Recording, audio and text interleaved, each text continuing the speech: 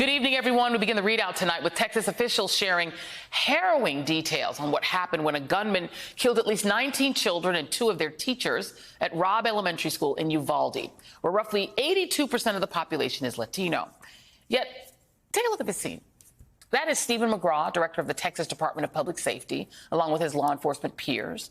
A glimpse of leadership that doesn't quite match the demographics of the town, about 60 miles from the U.S.-Mexico border. But that was what was even more startling than the optics of all these press conferences this week with all of that leadership, well, is what was said today.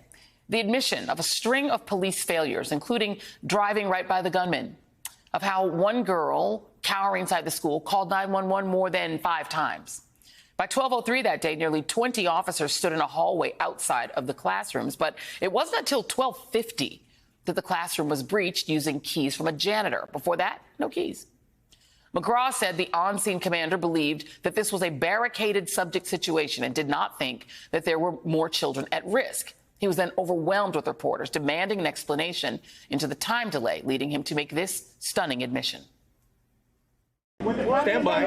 Hey, stand by. All right. Let him talk. Okay, got it. Okay. Hey, for the benefit of hindsight, where I'm sitting now, of course it was not the right decision. It was the wrong decision. Period.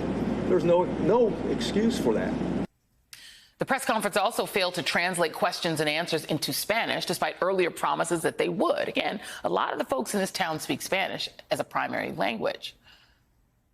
En español. En español. Es Spanish.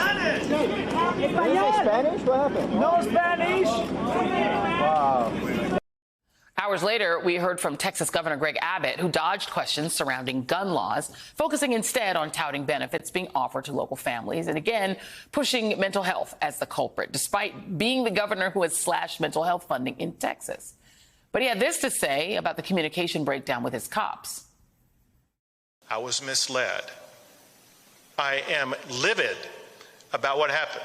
And when I came out here on this stage and told the public what happened, it was a recitation of what people in that room told me, whether it be law enforcement officials or non-law enforcement officials, whatever the case may be.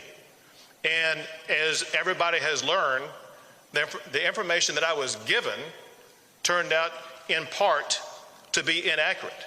And I'm absolutely livid about that. Note that he didn't have the law enforcement standing behind him like he did during his other press conferences, just noting that. Also today, we got heartbreaking new images from Pete Luna of the Uvalde Leader News, showing law enforcement officers helping students escape through the window of their school. Images that repeat again and again in America. Children running for their lives. Joining me now from Uvalde, Texas, is MSNBC anchor and correspondent Yasmeen Vesuvian. Yasmeen, my friend, thank you for being here. And I understand you've been on the ground. I've been watching your coverage. It's been excellent all day. And you spoke with the brother of one of the children who was killed, brother of one of the boys who was killed. And what did they say? I spoke to the brother of Xavier. He is a 10-year-old boy who was in room 111, Joy. And he told me Xavier was this incredible little boy. He loved going around with his big bro and his girlfriend Angel. And they had their own baby as well. And Xavier loved to dance. He loved to dance to music. He loved to play with his little brothers, his little 2-year-old brother and his 4-year-old brother. They looked up to Xavier like nobody else. And they can't understand the tragedy that has happened. They can't go into his bedroom right now. They are just so broken. That family, because of the loss of little 10-year-old Xavier and his girlfriend Annabelle. Xavier had a girlfriend, little Annabelle, 10 years old, who died alongside him. Annabelle, a little girl that we've heard the name of many times as well. And he said Xavier did everything for Annabelle as a 10-year-old, learning from his big brother how to treat a girl. And Xavier did that with little Annabelle. And they died together, as his brother put it. And I'll tell you, he was in room 111. And we learned from that press conference, as you mentioned today, some details that were startling, I will say, Joy. The first 911 call came in at 11:30 a.m. from a teacher inside the school saying there's been an accident outside the school. A man is armed. He then entered the school 3 minutes later. For 1 hour and 20 minutes, he was inside that school alive.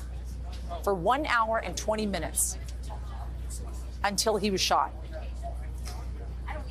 The breakdown of law enforcement across the board has been shocking, I think, to this community. Yeah. 12:03 from room 112, a teacher calls in and says, there are 8 to 9 kids alive in my classroom. There is an active shooter in this classroom.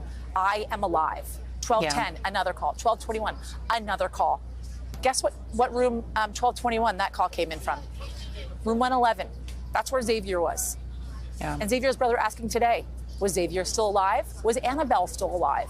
Had these people gone in earlier, would they have remained alive? The other big question is, the school resource officer was not here, was not on campus. Heard of the shooting, raced to the scene, and then we heard he bypassed the shooter who was crouching down in a bush and instead thought that the teacher was a shooter and armed. Had he been on campus, he would have been able to respond. I asked about the SWAT. There's Uvalde SWAT. They're a part-time SWAT, as we're told. There was not personnel available to respond quickly. Then what are they here for? What do they train for? 2 years ago, they posted on Facebook saying, in fact, this is exactly the type of situation they were training for. They were visiting public schools throughout Uvalde to train and be prepared for an active shooter situation. So if you're in this community, you've lost someone, you haven't lost someone. This is a tight-knit community. Everybody knows one another. You are angry, and no matter what the police is saying going forward, whether it's coming from DPS or local police, they're not going to trust it, because already, as we have gotten into 3 days of this thing, we have been misled every stage of the way. And I'll say one more thing. The governor saying today, in fact, he was shocked, he was angry that he was misled about the facts. There's a reason the governor doesn't come out on day one and tell you the tick-tock of what's happening with an active shooter situation. There is a reason in which officials wait until they have all the facts, all their ducks in a row before they brief the press, because this is an incredibly sensitive situation and the parents and families deserve to know. Yeah, indeed. And that's where we are today. And these families, they are reeling and they want answers. Yeah.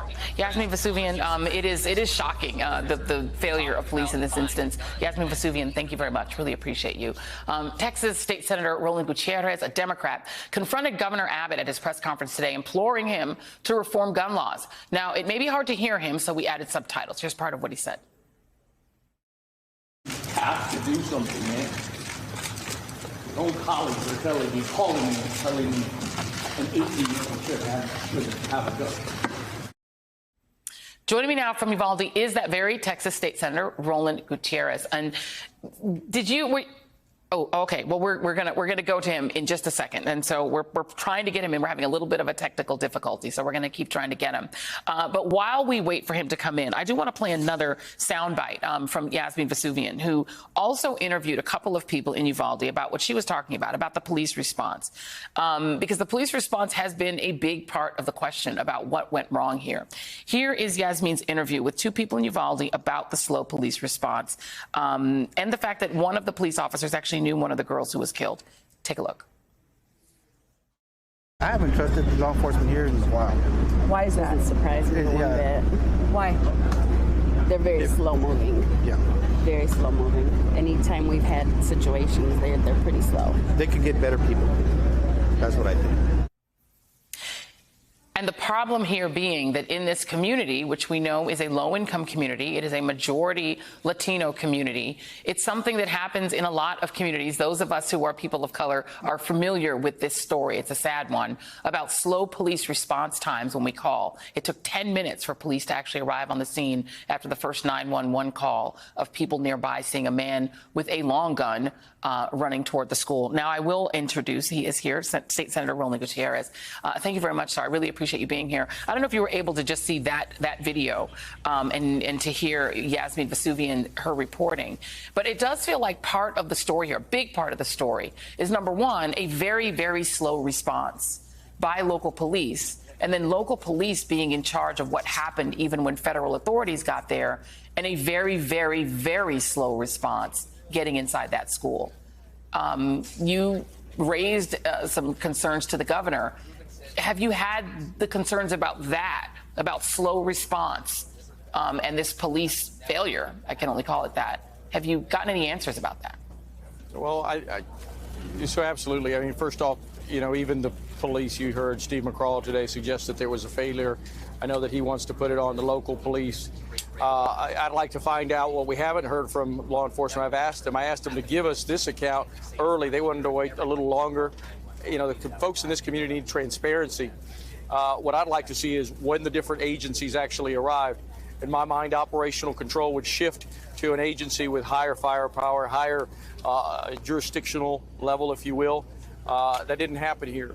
We allowed either the school police or the chief of police. I'm a little bit confused as to who he's saying which chief was in operational command. And so that's a question that I need to have answered for myself. Certainly, then the federal government comes in and then they go and execute.